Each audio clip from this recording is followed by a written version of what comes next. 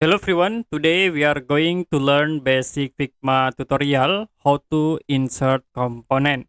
So I will create new design, click a design file, and you can create for the artboard.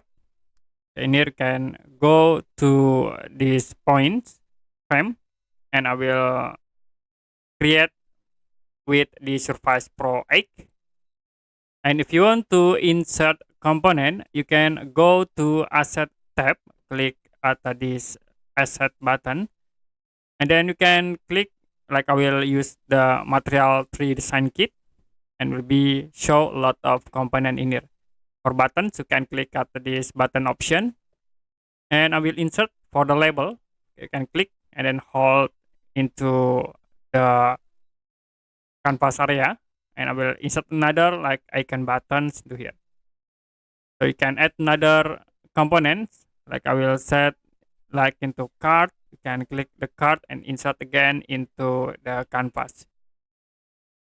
Okay, that's it for basic Figma tutorial, how to insert component. If you have any question about tutorial, you can comment below this video.